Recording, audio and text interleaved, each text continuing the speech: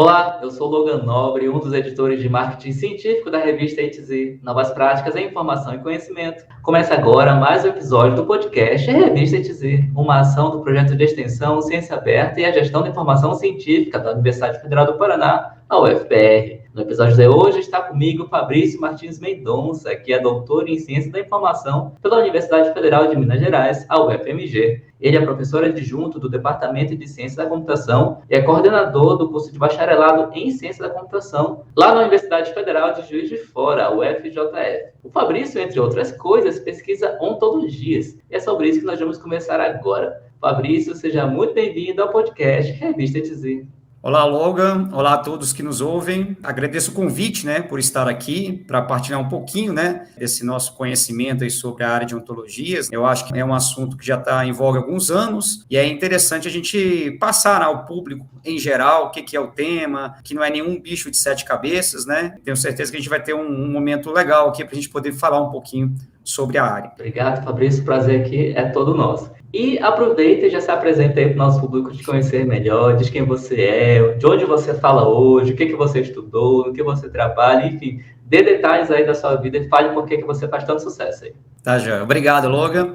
O Logan já introduziu um pouquinho aí, eu falo de Juiz de Fora, em Minas Gerais, uma cidade aqui da zona da Mata Mineira, mais próximo ao Rio, do que Belo Horizonte. Eu estou aqui na Universidade Federal de Juiz de Fora desde 2017. Em 2016, eu comecei a minha carreira nas federais, comecei pela Federal do Espírito Santo, mas antes disso, já fui coordenador e professor em faculdades em Belo Horizonte, e voltando um pouquinho antes do tempo aí, como eu venho da área de computação, eu trabalhei por muito tempo em Belo Horizonte, eu sou natural de Conselheiro Lafayette, que é uma cidadezinha a 100 quilômetros de Lafayette, perto de Ouro Preto. Em Belo Horizonte, eu trabalhei muito tempo como analista de sistema, desenvolvedor, programador, em diversas áreas, mas principalmente atendendo a área de saúde. Então, por isso que eu tenho uma especialização na área de gestão de saúde. O doutorado eu fiz em ciência da informação, com um detalhe a mais, que foi uma pesquisa que eu fiz, parte do doutorado sanduíche, na Universidade do Porto, em Portugal, onde eu tive uma experiência e um contato. Meu contato com ontologias vem desde 2009, desde o mestrado, e continuei essa carreira, principalmente na parte das universidades federais, onde a gente tem uma oportunidade de pesquisar e seguir mais sobre o tema. Então, o seu interesse inicial por ontologias veio no mundo acadêmico mesmo? Foi alguma coisa que te apresentaram? Foi tema de alguma pesquisa sua em especialização ou em mestrado? Conta pra gente como é que deu esse estalo para você dizer, vou estudar ontologias. 2009, se a gente voltar um pouquinho no tempo, aí já faz tempo, ele era um assunto novo, é um assunto que estava um pouco em voga na área de computação, sistemas, e foi me apresentado de fato no meio acadêmico, porque eu tinha uma preocupação, sempre voltei mais para a parte de modelagem de sistemas e nessa parte menos código, eu que mexi muito com programação, aí eu já estava mais na parte de análise, de modelagem, de entender, classificar as coisas. Então, era um assunto que batia um pouco, era compatível comigo na época. E aí, eu conhecendo os professores lá da PUC, na época, eles tinham esse tema, eu gostei, comecei a explorar e foi esse primeiro contato. Mas acho que o meu upgrade maior foi que depois, na banca de mestrado, em 2010, convidei pessoas que já eram mais especialistas no tema, na área. Eu cito o professor Maurício, que foi meu orientador de doutorado na UFMG, e aí ele participou da banca de mestrado, a gente teve esse primeiro contato, e daí em diante, veio o meu interesse, eu já estava mais, apesar de ainda estar trabalhando no mercado, veio meu interesse em cursar mais a fundo a área acadêmica, e veio, então,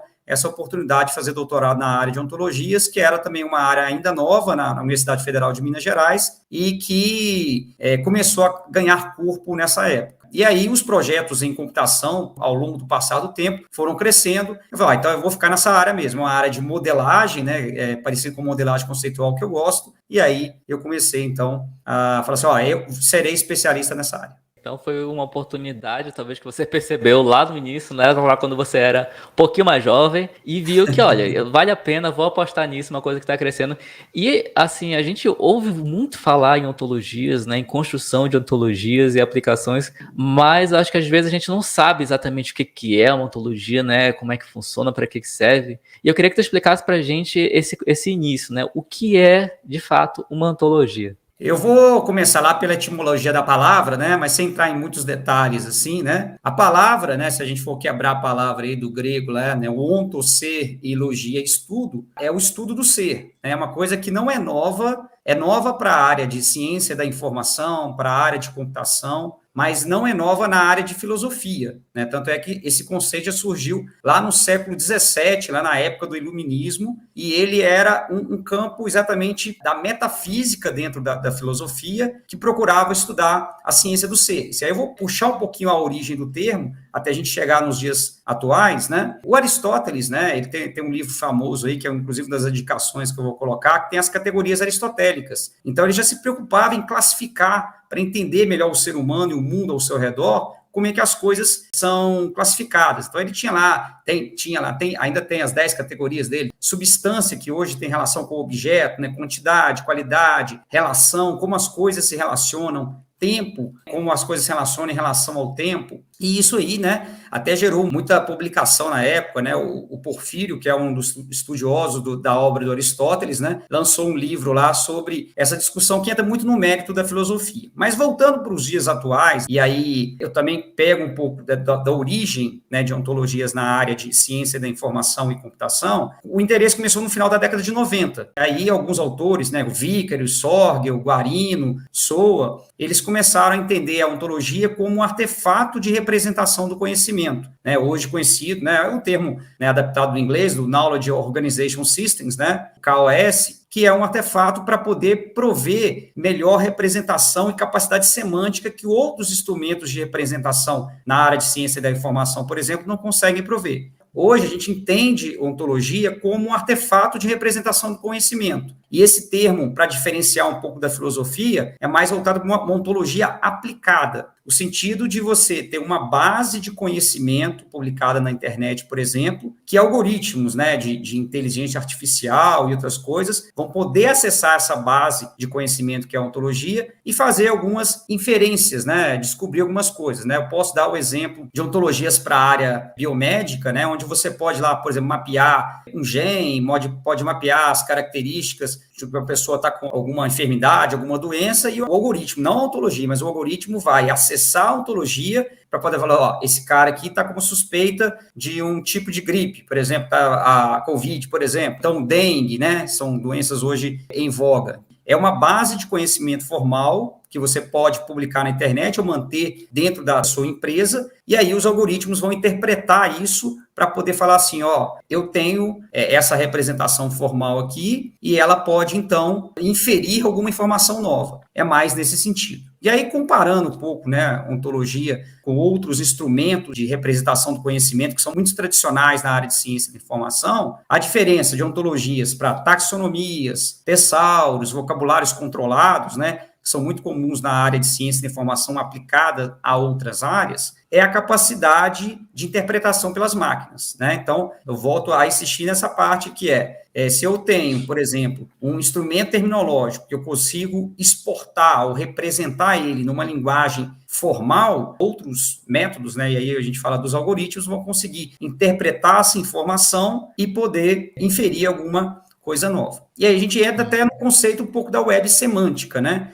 O que é web semântica e por que ontologias são importantes para a web semântica? A web semântica é a ideia de que a web ela possa raciocinar algumas coisas e interpretando os significados, não simplesmente só lendo a palavra, né? Então, por exemplo, quando você faz uma pesquisa nos buscadores tradicionais, como Google, Bing, Yahoo, você coloca lá as palavras manga. O manga tem duplo sentido, ambíguo, pode ser uma camisa ou a fruta. Puma pode ser um carro ou um animal. Pilha pode ser objetos empilhados, livros empilhados, por exemplo, ou a pilha tradicional que liga, né, os instrumentos. Bateria. Então, a gente tem série de exemplos de ambiguidades. A web semântica não é só isso, é muito mais do que isso, obviamente. A web semântica envolve sistema de recomendação, né? Então, quando você, por exemplo, está buscando, né, abrindo seu browser, sugere-se para você abrir seu e-mail, tem sugestão lá, por exemplo, produtos que você compra mais, livros ou cursos que você pode adquirir. A própria recuperação de informação mais eficiente, de acordo com o seu perfil, tanto de consumidor de dados e consumidor financeiro mesmo, de objetos. Então, tudo isso está relacionado. E um assunto que está muito em voga hoje, né, que são as fake news, As ontologias também têm um suporte para isso. Qual que é o papel das ontologias em relação às fake news? Elas criam um modelo, e esse modelo ele pode ser interpretado pelo algoritmo, pegando textos, por exemplo, né, da web, e falando assim, isso aqui é um indicativo de uma informação falsa, ou isso aqui não. Então, é sempre importante destacar aqui, as ontologias não fazem esse tipo de inferência. Quem vai fazer são frameworks, algoritmos que leem a ontologia e, a partir dela, elas deduzem toda essa informação. Então, é como a gente faz até uma analogia, né? Essas informações, elas são deduzidas, né, em nível local em banco de dados. Mas a web não é um banco de dados, né? É um ambiente livre onde os dados são publicados lá. Então, quando você representa informações e você pode recuperar isso de maneira mais estruturada, você dá essa informação importante. Você falou no início que a ontologia pode ser vista como um grande repositório, como uma grande base de conhecimento. Você estava usando muito esse termo conhecimento. Então, a gente não pode tratar uma ontologia como base de dados nem base de informações. Uma base de conhecimentos, né? Uma coisa muito mais complexa. Até por isso tem que ser lida por máquina. Seria isso? Isso. Existe muita pesquisa hoje na área biomédica, né? Então, tem repositórios ontológicos, né? Alguns dos mais conhecidos, por exemplo, são o Bioportal, o Open Biomedical Ontologies, né? Então, por exemplo, você tem ontologias aí sobre genes, né? Então, ela descreve os genes e aí você pode navegar, né, no site da ontologia e ver detalhes que não estão em outras informações. Existe um modelo muito conhecido, por exemplo, de anatomia. Então, você pega o corpo humano, descreve ele todo detalhadamente de uma maneira organizada e estruturada. E por que isso é importante? Porque muitas vezes as informações que estão presentes na internet, elas não estão de maneira estruturada e organizada. Muita informação, né, tá lá publicada em arquivos de Excel, XLS, CSV e às vezes PDF. E esses tipos de informação você não consegue extrair conhecimento disso. É preciso estar no formato, e hoje os formatos são padronizados pela W3C, que é o órgão consórcio que padroniza linguagens e padrões na área de computação. Então, a ontologia pode ser expressa nesses formatos da W3C, que é OWL, RDF, Turtle, essas linguagens, diferente desses outros arquivos tradicionais que a gente conhece. O Tim Berners-Lee, né, que a ele atribuído, né, como um pai, inventor da internet, ele tem uma classificação lá de 5 estrelas, onde ele fala, né, o nível 0 ou 1 nessa classificação é o arquivo PDF, você não consegue extrair informação nenhuma, mas o nível 5 é o nível desses formatos ontológicos aí, onde você pode extrair as informações. Uma outra coisa importante que eu queria destacar aqui é a questão de interoperabilidade ou integração de bases de dados. É um problema muito comum aí no dia a dia. Então, por exemplo, se eu estou trabalhando lá numa grande empresa ou em prefeitura, em órgãos do governo, você tem vários sistemas. Cada sistema tem um tipo de banco de dados. Às vezes nem tem um banco, tem um conjunto de arquivos organizados em Excel lá, por exemplo. Então, quando você tenta integrar tudo isso num banco de dados único, o banco de dados muitas vezes não é eficiente ou não é suficiente. Você não consegue integrar, por exemplo, dados num tipo de formato, os formatos são todos heterogêneos. Então, a ontologia ajuda a integrar esses tipos de informação, porque expressando tudo em linguagem formal, ela consegue, de alguma forma, integrar essas questões. Um assunto que eu já tinha mencionado aí sobre as fake news, por exemplo, então a gente pode destacar que as fake news sempre foram uma preocupação da área do jornalismo. E hoje, né, a computação ela tem, de alguma forma, apoiado o jornalismo nesse sentido, porque o volume de informação que a gente tem na web ou em qualquer outro cenário de muito volume informacional não vai dar conta de falta algum método automatizado para ajudar isso. O ser humano sozinho não vai conseguir identificar. Então, para isso, a gente tem algoritmos que acessam ontologias e ajudam a descobrir esse tipo de informação. A área da linguística é uma outra área que usa também ontologias, por exemplo, para tradução de idiomas, línguas, né? O próprio processamento de linguagem natural envolve bastante isso aí. E mais duas aplicações muito comuns nos dias de hoje são a questão da área de modelagem de objetos para a internet das coisas. As redes de internet das coisas, elas são sistemas bastante complexos e vão exigir um nível de formalidade que você consegue obter nos modelos baseados em ontologia. E a própria área governamental, né, que tem sido cobrada para poder publicar os seus dados lá. Né? E voltando mais uma vez àquela história de publicar dado em Excel, PDF, né? O objetivo é publicar num dado que você consegue ler e interpretar essa informação. E daí você pode descobrir várias coisas. Então, toda essa importância, né, da contribuição de ontologias para o cenário da web semântica. É claro que ela é um componente, ela não vai funcionar sozinha, mas ela é um componente importante. Olha, você falou aí, já até pegou a próxima pergunta que eu ia fazer, várias aplicações de ontologias, né? Porque tudo isso que você falou, de, por exemplo, lá do início, quando você falou da área de saúde, né? A gente vê, e a gente, né, eu, vê muito interpretação de exames, por exemplo, interpretação de exame de imagem, que às vezes você passando, né, por um algoritmo vai interpretar aquilo muito mais rápido, né? Você cria um modelo de machine learning e vai interpretar aquilo. Mas que base esse modelo usou? Uma ontologia, né, que você estou aí. E a gente não ouve as pessoas que trabalham com isso, ou que estudam isso, referenciando ontologia, citando ontologia. Vai logo para a parte do machine learning, né, que é a palavra mais da moda. Vai parte, usei big data, né, usei um grande volume de dados aqui, usei inteligência artificial, usei IoT, né, internet das coisas. Mas tudo isso é permeado pelas ontologias, né? Então a gente vê aqui sim que a ontologia tem um uso muito grande, talvez a gente não se perceba, né, enquanto pessoa que não é especialista, né, que não é doutor na área. Mas é bem interessante a biontologia, gostei. Vou pesquisar mais sobre. Bacana.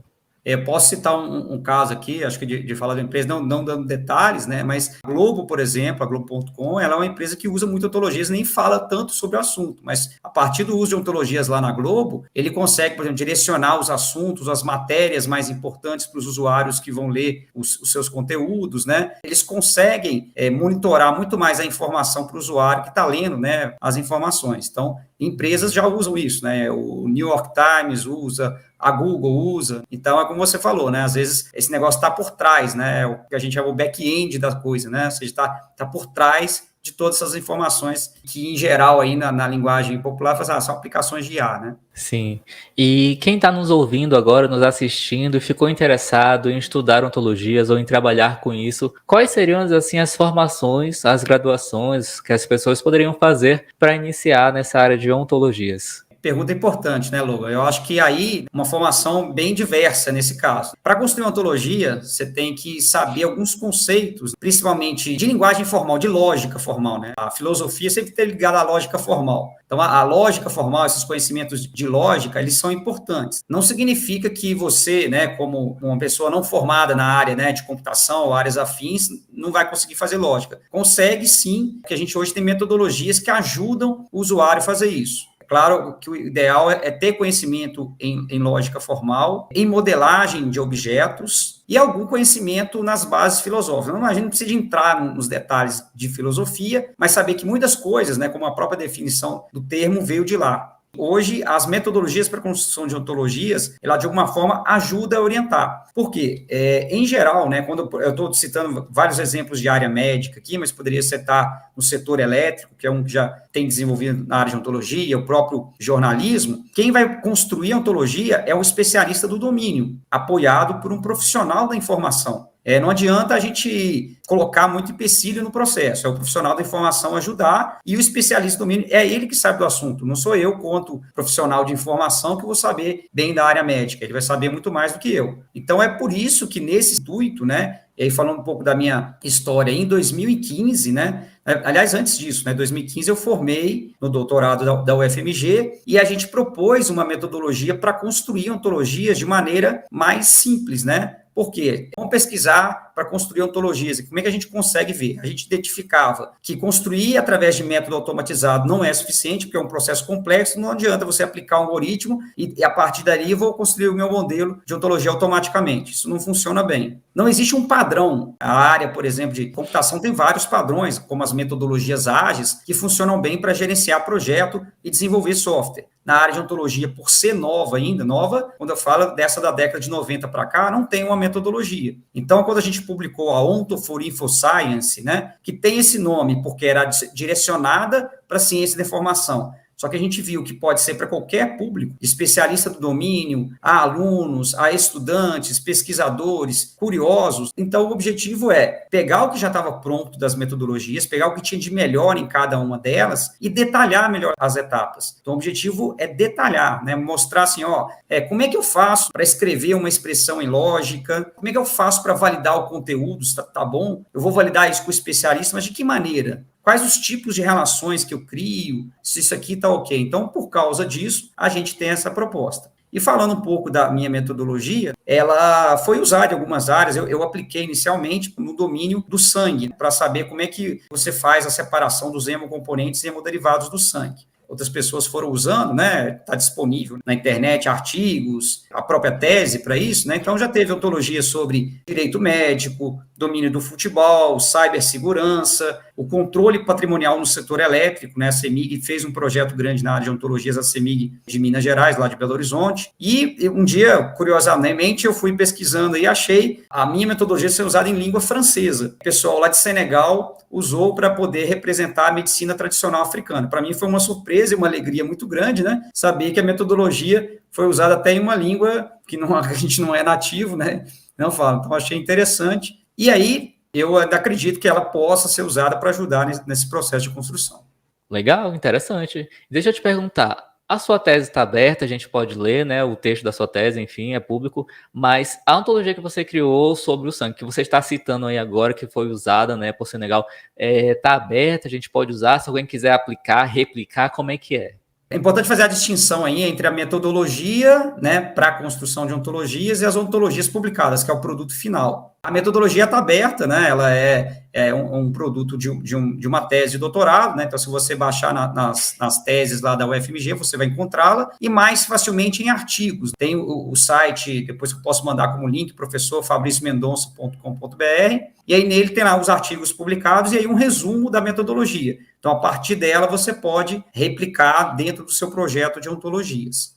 Sobre essa que você comentou aí da medicina tradicional africana de Senegal, eu só li a tese não li, né? Eu vi o acesso, né? Porque por estar em idioma francês. Aí, muitas vezes, as ontologias estão fechadas, né, ou incompletas. Ela é usada para testar. No caso do sangue, por exemplo, eu fiz ela local na minha máquina, não por questão de proteger o modelo publicado, não, mas é porque era um trabalho de continuidade, né? Eu preciso mais de validação para publicá-la.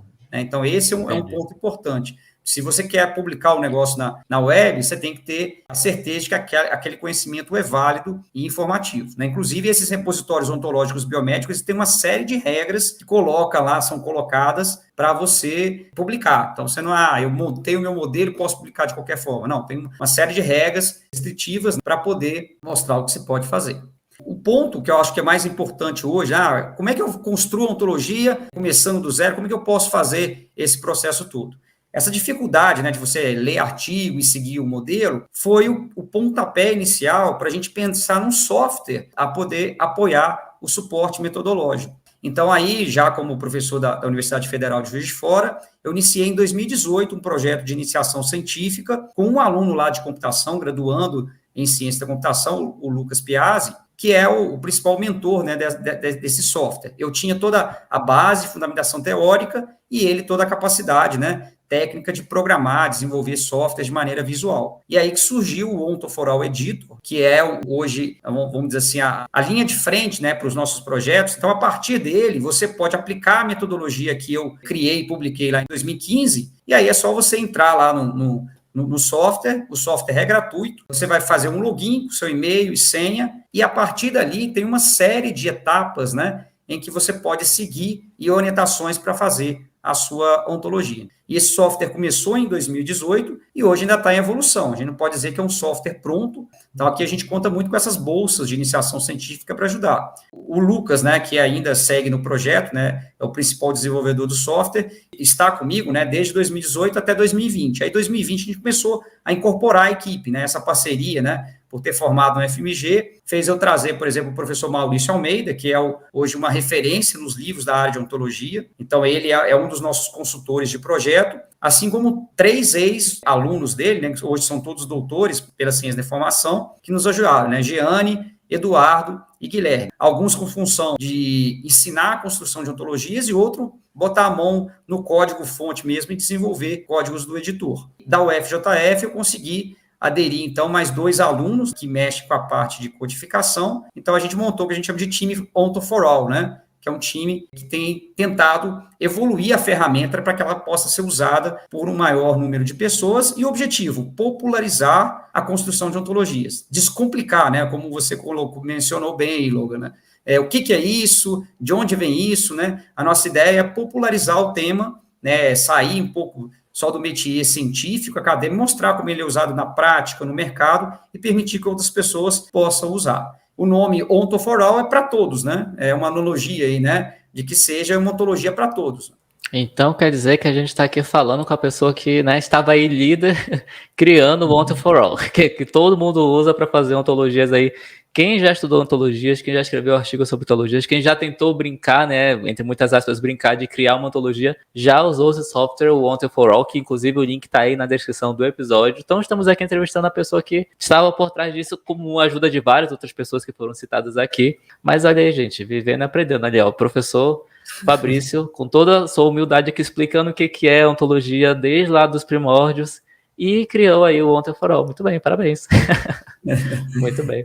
Aí, logo, eu queria só pontuar um pouco, né, assim, em nível nacional, assim, eu ainda acho que o software é pouco conhecido, né, porque a gente tem hoje, né, o mais conhecido da Universidade de Stanford é o software Protégé. Aí, de fato, ele é o mais usado no mundo. A gente não quer jamais, né, concorrer com um software feito em Stanford, né, que é o padrão para ontologia. Mas a dificuldade do usuário, quando ele abre um software internacional como o Protégé, é que ele vai deparar com uma série de detalhes de construção que já está na parte de especificação formal. Ele não parte da construção de abordagem visual. A nossa principal diferença, né, com o software nacional em relação aos softwares internacionais é que a gente entende que para usuários que estão começando com o tema agora, é melhor a gente desenhar o modelo visual, né, falar assim, ó, as classes, né? Classe é falar assim, homem é um ser humano, o ser humano tem características tal, né? Então, se a gente desenhar isso visualmente, para quem está começando, é muito mais fácil do que a gente já começar ali na parte de especificação formal. Então, na nossa abordagem, a gente primeiro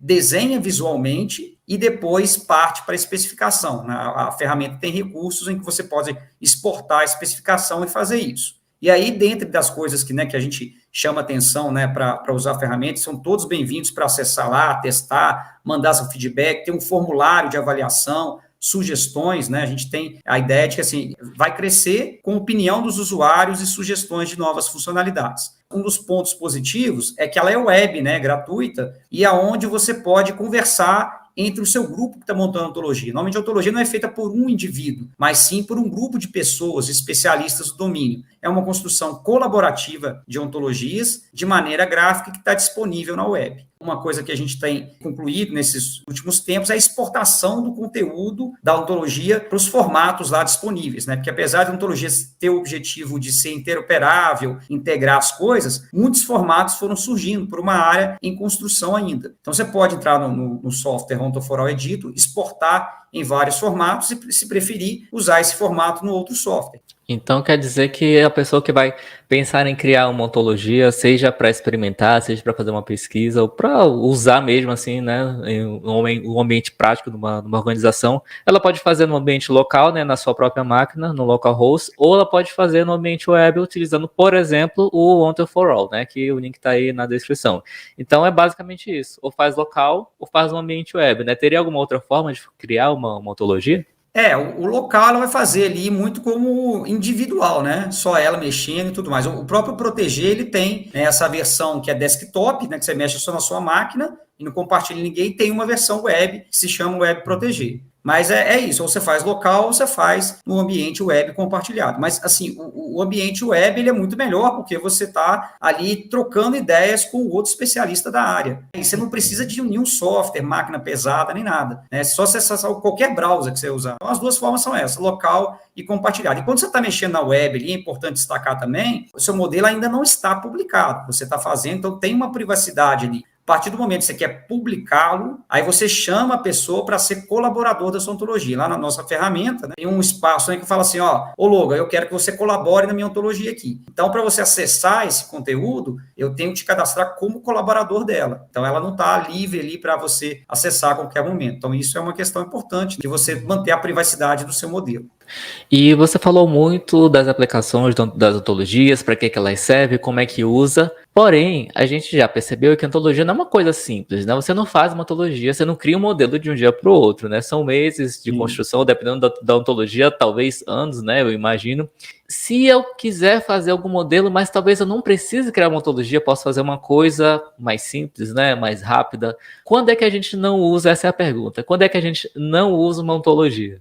O não usar a ontologia vai depender muito do seu objetivo quanto a organizar um modelo. Então, por exemplo, né, se você quer, por exemplo, organizar os assuntos de uma biblioteca, por exemplo, ciência da informação tem essa tradição, né, sempre de preocupar ali com aquelas classificações, né, que é CDD, CDU, que são classificações de assuntos para você lá catalogar os livros, né, colocá-los nessa informação. Ali, por exemplo, né, talvez a taxonomias, né, só te colocar livros dentro dos seus assuntos específicos, você está só classificando a informação. É como mais ou menos Aristóteles fazia lá, querer classificar o mundo. Ele não está preocupado em colocar isso a ser interpretável por máquina. Quando você precisa de usar ontologia? Quando você quer ir para uma coisa aplicável, em geral hoje tudo no contexto da web, e você quer, então, a partir dessa coisa aplicável, tirar alguma informação desse tipo. Então, quando você quer classificar as coisas simplesmente, você pode usar um tesauro, uma taxonomia, e isso vai dar conta da sua classificação, da sua organização de informação. Mas você quer, além de estruturar, organizar a informação, também você quer colocar isso numa linguagem formal que possa ser interpretado pelas máquinas, aí você tem que partir para o uso de ontologias. Muito bem, então está aí. Agora a gente sabe o que é, para que serve, né, e como usar uma ontologia, né, um modelo de ontologia. Mas, Fabrício, me conta aí, além da vida de professor, de pesquisador, quem que é o Fabrício? O que você faz no seu tempo livre? O que o seu Lattes, o seu LinkedIn não contam sobre você? Essa correria do dia a dia, né? Acho que o foco principal sempre é o trabalho, mas claro, existe o Fabrício do lado social, né? É um Fabrício que gosta muito de música, né? Gosto de escutar, né? Vários tipos de músicas brasileiras, principalmente. Até me arrisco a tocar o cajón, que é um instrumento peruano ali, mas só me arrisco, né? Não sou nada dessa área, não. Gosto Como é que chama o instrumento aí? Cajón é um instrumento acústico, né, que o pessoal faz muito. O violão, né, o pessoal tem que ter alguém para tocar violão, que eu não sei tocar, por exemplo, né, e o cajón ali, que é um instrumento de percussão, percussivo, né. Então, um instrumento muito usado no ritmo congo, né, que é um ritmo tradicional lá do Espírito Santo, por exemplo, e outras coisas mais acústicas, assim. Gosto muito de esportes, né? Eu não sou praticante nato, né? Não sei jogar futebol, embora eu gosto muito de assistir, né? A minha caminhadinha, minha corrida, né? É uma atividade de musculação, uma coisa que eu gosto de fazer bastante. Como bom mineiro, também adoro uma boa comida mineira, um barzinho com comida mineira, é sempre muito bem-vindo, então é uma coisa que eu gosto muito. Então, Fabrício é esse cara que gosta até, né, de estudar, de ler, mas tem a sua vida social, que eu acho que é importante para todos, né? Ter uma vida saudável, acho bem legal. Muito bem. E você gostaria de fazer alguma indicação cultural de um filme, de um livro, de um podcast, alguma coisa para as pessoas curtirem no fim de semana, porque o episódio sai sempre às sextas-feiras? Sim. Eu primeiro queria indicar aí do ponto de vista acadêmico, né, depois da lei do pessoal, né, sobre quem quer saber um pouco mais de ontologia e ciência da informação. Acho que os livros referência, né, no Brasil hoje sobre ontologia e informação é exatamente desse meu ex-orientador de doutorado, professor Maurício Almeida, né? Esse livro aqui, ó, Ontologia em Ciência da Informação, tem o volumes 1 e 2. Esse aqui é mais a parte de teoria e método, né, que são conhecimentos básicos. Estão aí na Amazon, é só procurar na internet, eu vou deixar também o link depois, da editora CRV. E esse que tem muito a ver com o que a gente pesquisa na área de ontologias, né, que é a tecnologias e a aplicação. Então, eles são dois livros que eu deixei na Federal do Paraná, né, onde a última vez que fui dar o curso lá em Curitiba. São dois livros que eu queria indicar. Inclusive, eu queria pontuar aí, né, que a gente está prevendo para o segundo semestre fazer cursos, né, sobre o nosso editor, nosso software. Esses são dois livros interessantes na área, né, acho que para quem quer saber de ontologias, esses são livros importantes. De curiosidades, assim, né, esses livros do Aristóteles são interessantes, né, tem um sobre categorias, né, tem esse do Porfírio lá, que faz uma introdução às categorias de Aristóteles, que é o Isagoge, né. Tem um que é um pouquinho mais difícil de ler, mas na área de metafísica, que é interessante. Aí saindo um pouco dessa área acadêmica, né, para a gente só não focar na área acadêmica. Em termos de séries, assim, eu não sou um cara... Lembro que eu não falei no meu cotidiano que eu sou um cara que assisto muito filme e muito série, né? Mas uma das que eu mais achei interessante é o Ted Lasso, né? Que é uma série que, apesar, né, de falar de futebol, ele trabalha com uma série de questões psicológicas, do trato humano, de relacionamentos, que está na Apple TV, né? Mas acho que vale muito a pena acompanhar ela. Eu acho bem interessante, por exemplo. Tá, ok. Todas as indicações do Fabrício estarão aí na descrição do episódio. Fabrício, muito obrigado por ter aceito o convite e ter vindo aqui conversar conosco. Obrigado mais uma vez, Logo, obrigado a toda a equipe da revista, né, e aí só deixar informado que depois no LinkedIn a gente vai divulgar, né, informações sobre o curso, né, porque a gente fazer o curso online, né, que aí a gente faz um treinamento no software, um treinamento gratuito, mas vamos fazer para a gente poder divulgar mais o nosso trabalho e acessar, né, poder ser acessível a todas as pessoas de maneira geral aí que estão interessadas no assunto. Obrigado. Tá ok, então mais um link aí para a descrição do episódio. O LinkedIn do Fabrício estará aí na descrição, então você pode acessar o perfil dele e ficar atento aí para quando ele divulgar esse curso sobre o On for All. Chegamos ao fim de mais um podcast Revista ETZ, uma ação do projeto de extensão Ciência Aberta e a Gestão da Informação Científica da UFPR. Na descrição você vai encontrar todos os contatos do entrevistado e os links para você encontrar a Revista ETZ também, que é um periódico científico interdisciplinar e de acesso aberto do programa de pós-graduação em Gestão da Informação da UFPR. A Revista ETZ tem um site e está no LinkedIn, no YouTube, no Twitter, no Instagram, no Facebook e nos 14 maiores agregadores de podcast do planeta. Basta procurar por Revista ETZ. Eu sou o Logan Nobre e a gente se fala no próximo episódio. Até mais! Tchau, tchau.